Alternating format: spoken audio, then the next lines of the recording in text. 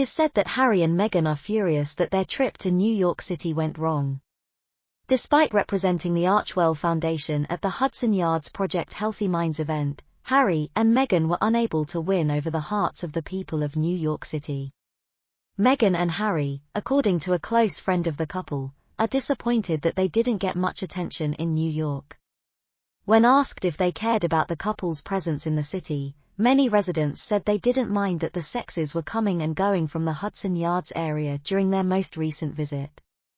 Before, most visitors and locals seemed unperturbed by the royals' presence, despite the fact that a few black SUVs were parked outside the venue. A representative for Meghan and Harry said that during their May visit to New York for the Miss Foundation 50th Anniversary Gala, there was an almost disastrous car chase with paparazzi. This time, Harry and Meghan had much more secure security, and it was largely undetected when they entered and exited the venue. There wasn't much of an audience for the sexes at the event, as evidenced by a recent photo, and the majority of people there were probably press. Not even 50 people appear to be involved in this. They fly in from California, rent 7 SUVs, and purchase new clothes.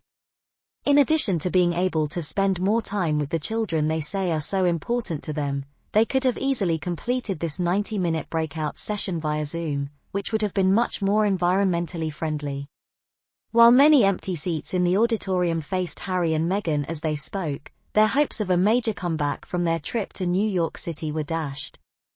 That's a tiny, hardly filled room, according to royal expert Neil Shaw.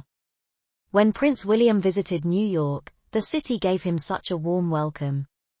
The excitement and genuine interest in seeing him was palpable. They can't even fill a room together. This couple's narcissistic supply must be hurting because this is all they can do. I agree with Garner from the city. It would have been a complete waste of time to sit in a half-empty room and listen to this BRWI paper towel woman talk endlessly about things she has no business being an authority on. Her insensitive word salad would have bored anyone. A lot of people were drawn to Meghan's seemingly sudden shift in attitude when the camera wasn't focused on her.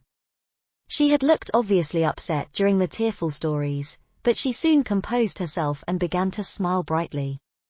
One person who was surprised by this abrupt alter, many onlookers expressed disapproval of Meghan's repeated emphasis on phrases like me, myself, and I during her speech, as critics pointed out.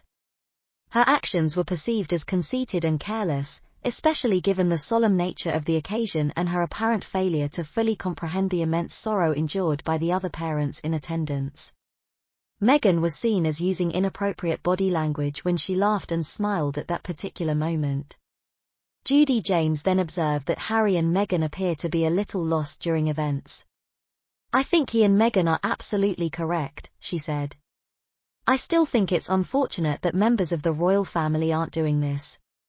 They embraced change and became somewhat of a revolution tactile with their gorgeous, sensual, romantic trousers. They're a lot of fun, they look like real people, and they did make William and Kate seem a little stuffy back in the day. It seemed to be saying, why don't you go out there and hug people and all that kind of stuff? However, I believe they may be just becoming aware of that era." Mr. James.